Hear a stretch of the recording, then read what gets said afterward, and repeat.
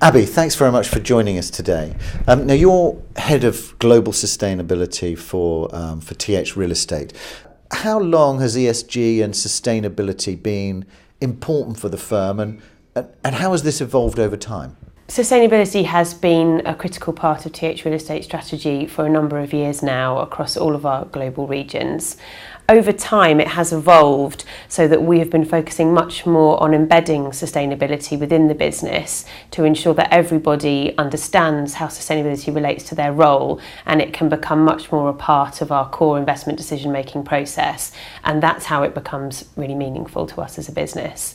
The other way in which it's evolved is in relation to the requirements from our investors, and their requirements and demands have evolved as well over time. They are now very focused on how they can invest to be in line with the commitments from the Paris Accord to limit global warming to 2 degrees. So because of that, we have set our own long-term energy intensity reduction target and are focused on strategies that we can employ to be managing carbon out of the business as much as possible.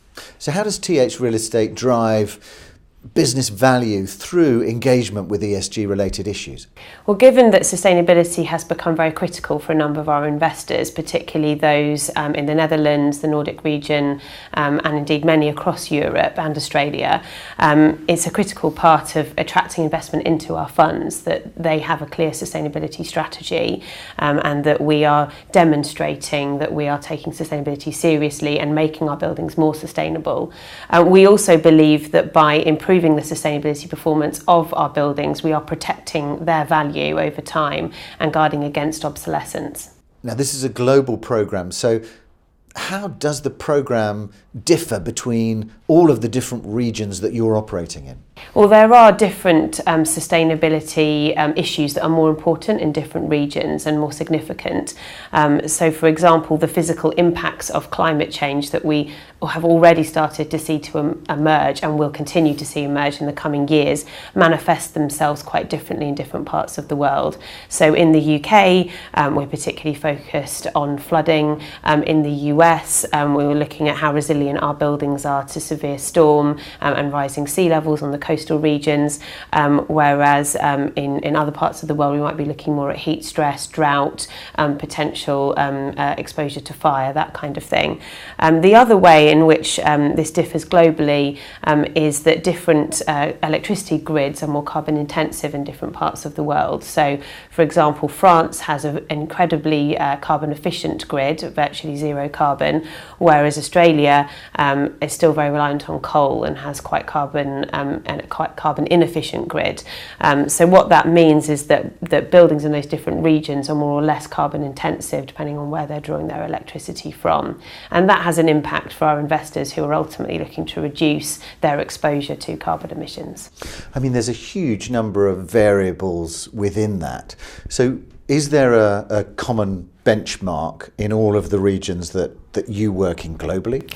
At a fund level there is. Many of our funds take part in the Global Real Estate Sustainability Benchmark, and that rates their performance at a fund level. There are over 800 different entities that take part in that benchmark. It covers about a third of commercial real estate globally, and all of our funds outperform the peer group average in that benchmark, and indeed quite a number of them are rated as 5-star funds, which means that they are in the top 20% of performance. Unfortunately, there is not a global operational performance benchmark for buildings, and that is a challenge for us. So we use different benchmarks in different parts of the world. In the US, we use Energy Star and LEED. In Europe, there are energy performance certificates, and we tend to use BREEAM quite a lot. In Australia, we use Neighbours. But it would be helpful to us if there was an operational performance benchmark that was consistent across the regions, and particularly actually if there was an operational performance benchmark that we could use across Europe, because there isn't at the moment. And that does make it quite challenging sometimes for us to compare the sustainability performance of buildings from country to country. I mean, that's definitely one of the issues, I think, and interesting to flag that up. What are the other big challenges that you've got in terms of implementing this kind of global programme? Buildings are used in quite different ways in different parts of the world, and the way that energy is provided to them is quite different. So that can also make it difficult for us to consistently benchmark them. We also have different levels of access to tenant consumption data in different buildings in different parts of the world. So for example, in the US, we find it quite easy to access tenant energy consumption data. In Europe, that's much more challenging, and that can make it difficult for us to be consistent in the way that we monitor energy consumption and in tracking performance against our long-term energy reduction target. And obviously you've got as well regulation playing quite a strong role, for example, UK, Netherlands and across Europe with different regulatory frameworks and timings. How important and influential is that?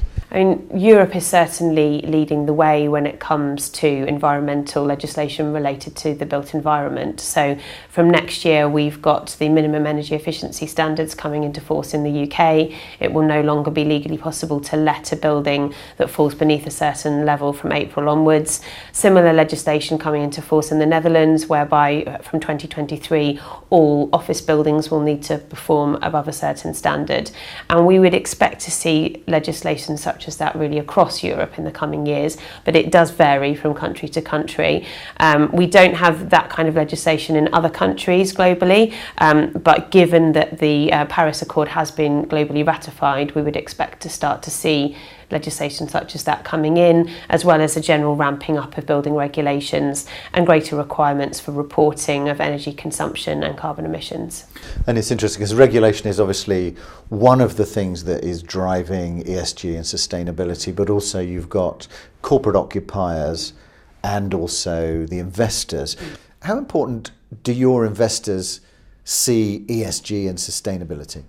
Our investors have really been the primary driver for us of focusing on sustainability, and they are pushing us to be much further ahead than the regulatory landscape. Particularly our investors from the Netherlands, from the Nordic region and from Australia, it is of critical importance to them, and we have had recent experiences whereby investors are only able to invest in funds that achieve a certain level of performance in the GRESB benchmark, for example. Cities, maybe even rather than countries, have been an important focus of investment. And how does sustainability and ESG influence the strategy of TH, particularly with investment into cities? We have a real focus on cities, and we have certain funds that will only invest into a certain selection of cities that we think have growth built into their DNA. Sustainability factors are part of that selection process. In particular, we look at their resilience to climate change impacts, we look at their air quality, and we also look at their carbon grid intensity.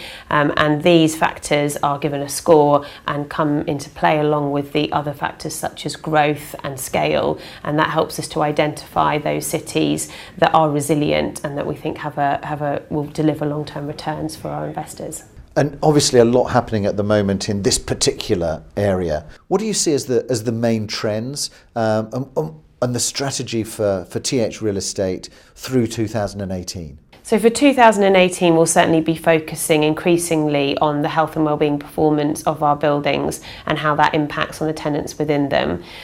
We've been already trialling a few pieces of technology in this area in this year, looking at different types of sensors and also looking at the different certifications around health and wellbeing for buildings that exist.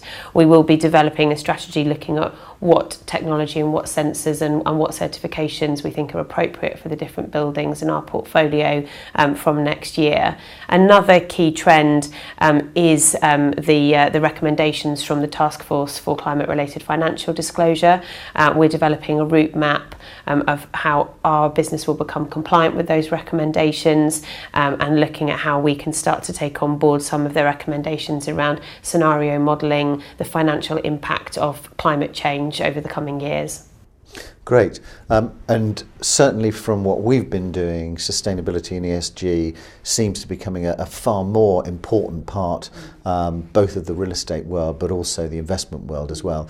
So thank you very much for sharing your views with us today. Thank you, Abby.